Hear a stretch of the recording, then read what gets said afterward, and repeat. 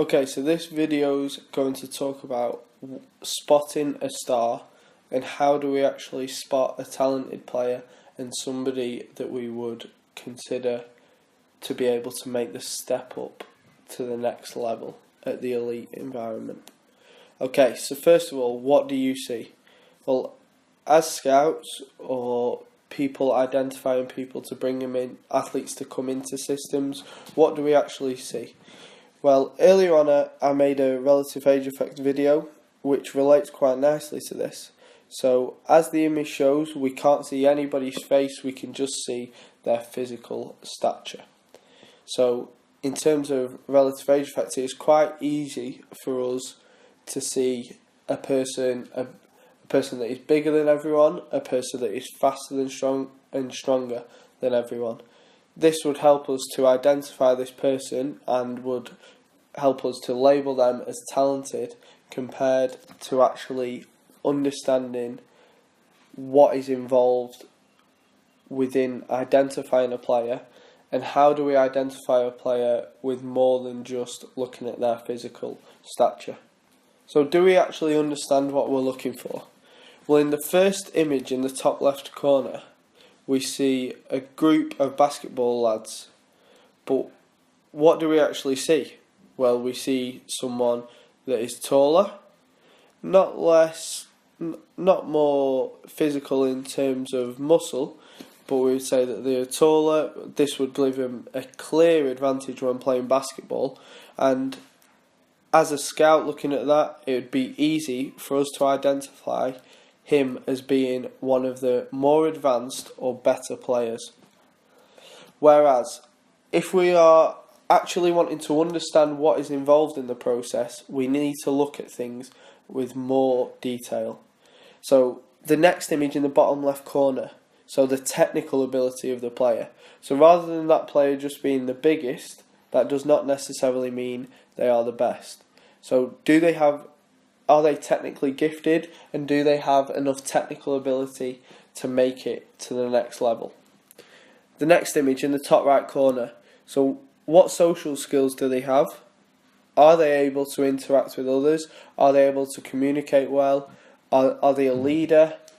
Do these social skills actually have a positive impact on that athlete overall? And finally, the psychological skills of the performer. So are they able to make good decisions? Are they able to problem solve? Are they able to find solutions to problems not only for themselves but as the team? And then can we bring all them aspects together to actually identify whether that player is classed as talented? So if we're actually trying to understand what makes a player talented, here we have the best talent identification system in the world. This is the NFL draft. This brings college players into the professional game, where 300 players will be invited through invitation only to a 4-day interview, which includes interviews, injury evaluations, drug screening, cyber tests and cognitive tests. These will all be put together, so the scores and the results from the test, to actually identify whether this player is deemed good enough to be entered into the system and to be one of the picks. Although this system is the best system in the world, the talent identification draft costs £200 million to run and is only actually 15 to 19% effective. So if the best talent identification system in the world is only 15 to 19% effective, imagine how many players we are missing across the board in all sports across the world. It's quite a scary thought. So moving on from that, if the players have to attend a 4-day interview to complete tests, do testing results actually mean that player is talented? Well, an example of this is Dan Marino. He was a quarterback in the NFL, where he scored 16 out of 50 in his Wonderlic test when being put through testing to actually be involved in the draft. This player went on to be one of the best quarterbacks in the NFL history.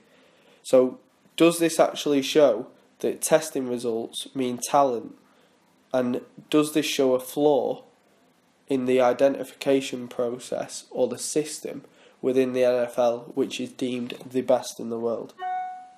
And finally, research by Nelson and McKenzie show confirmation bias.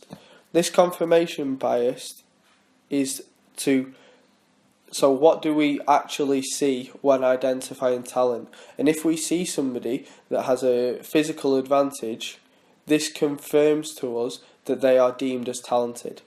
Confirmation bias is the tendency for people to search or to interpret information in a manner that favours their current beliefs. So if we think a player is talented due to their physical stature or just their technical ability, then that is what we will believe in. The goal of this is to communicate psychological research on confirmation bias that relates to medical decision making. So this will help scouts and head of recruitments to actually make the right decision when identifying talent and not missing the actual gems that we have out there.